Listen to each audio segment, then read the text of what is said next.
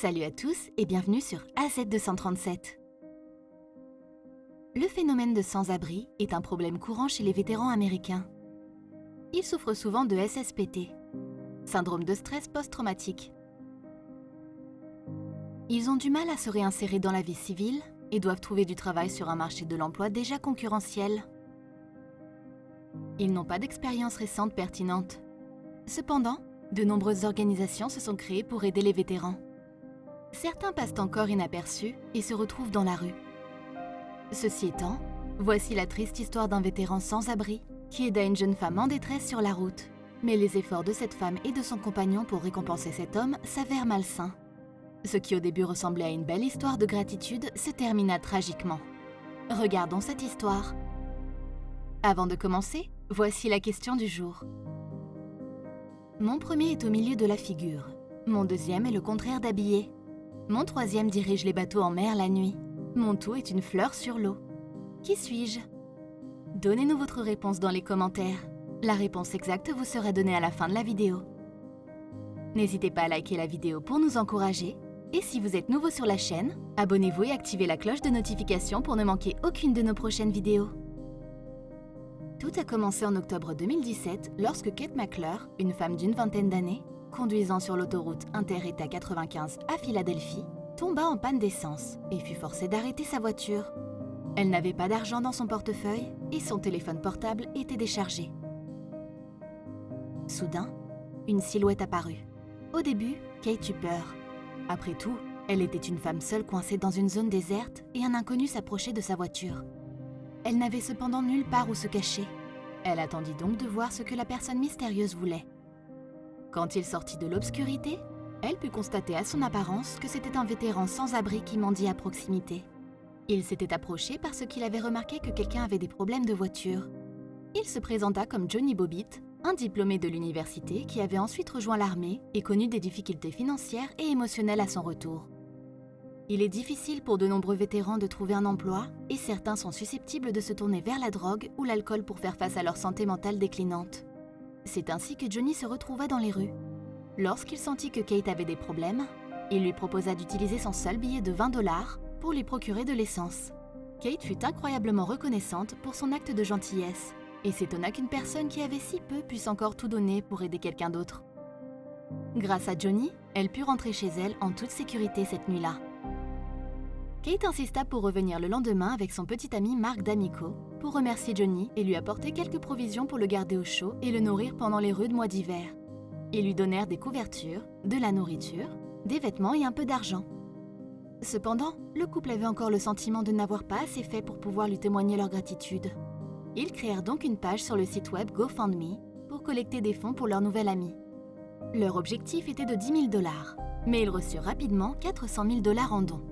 Johnny n'en croyait pas ses yeux et ses oreilles lorsqu'il apprit que son histoire avait touché tant de cœurs et que des gens du monde entier essayaient de l'aider. L'histoire devint virale. Johnny passa même à une émission radio-télévisée pour exprimer sa gratitude. Kate et Mark se rapprochaient de plus en plus de Johnny. Ils apprirent ainsi qu'il était de Caroline du Nord. Il avait des rêves de devenir infirmier et il était autrefois fiancé à l'amour de sa vie. Il avait déménagé à Philadelphie pour une opportunité de travail, mais il le perdit, ainsi que sa fiancée. Le couple créa un projet pour Johnny grâce aux sous qu'ils avaient collectés pour lui. Il lui fit un relooking, lui procura un logement et ouvrirent un fonds en fiducie afin qu'il ne puisse pas dépenser tout son argent dans la drogue. On lui promit un appartement, une Ford Ranger et un don pour d'autres services destinés aux vétérans. Mais les choses ne se passèrent pas comme prévu. Kate et Mark donnèrent à Johnny un endroit où vivre, mais au lieu de lui offrir son propre appartement, il habitait dans une caravane sur la propriété des McClure. Ils lui achetèrent une voiture, mais elle était vieille et en panne. Peu de temps après, tout resta au nom de Kate et le couple donna $25 000 à Johnny en espèces, juste assez pour vivre confortablement pendant 2 à 3 mois. Mais en 2 semaines, il avait tout dépensé dans la drogue. Il ne put s'en empêcher, mais il voulait vraiment se rétablir. Avec le reste de son argent, il acheta des boîtes de Suboxone, un médicament sur ordonnance pour traiter sa dépendance. Dans ce moment de faiblesse, Kate et Mark lui demandèrent de quitter leur propriété et ils vendirent la caravane. Johnny se retrouva à nouveau dans la rue. Il n'avait plus d'argent, ce qui l'obligea à intenter une action en justice contre ses anciens amis. Au cours de ce procès en fin août 2018, Johnny accusa Kate et Mark d'avoir utilisé l'argent collecté pour lui à GoFundMe. Il ne voulait pas intenter d'action en justice au départ, car le couple l'avait aidé au début et il ne voulait pas paraître ingrat. Mais il savait que c'était le seul moyen pour récupérer son argent. Le couple nia avoir utilisé l'argent de Johnny pour s'acheter une BMW et financer plusieurs vacances en Californie, en Floride et à Las Vegas. Ils affirmèrent également avoir donné à Johnny au moins 200 000 $ au lieu des 25 000 $. Il y avait heureusement des preuves qui suggéraient que Johnny disait la vérité. Il y avait des photos de Kate et Mark dans différentes vacances de luxe, et même des photos de Mark dans des salles de jeu alors qu'aucun d'entre eux n'avait reçu une augmentation de salaire notoire. Suite aux accusations portées dans le procès et aux preuves circonstancielles trouvées sur le web, le département de police du canton de Florence lança une enquête criminelle sur la vie des jeunes et l'on découvrit qu'ils avaient fait une levée de fonds au nom de Johnny. Leur maison fit l'objet d'une perquisition et leur nouvelle voiture de luxe fut saisie comme preuve. Ils reçurent également un délai pour rendre le reste de l'argent. Mais selon l'avocat de Johnny, il n'en restait pratiquement rien. Une fois de plus, sans abri et sans sous, Johnny n'était certain de revoir ni son argent, ni ses anciens amis. Tout ce qui lui restait était l'amertume de cette trahison et de ses espoirs brisés. Quelle est votre opinion au sujet de cette histoire? Dites-le nous dans les commentaires. Et maintenant, la réponse à la question du jour. Le nénuphar. Bravo à tous ceux qui ont trouvé la bonne réponse.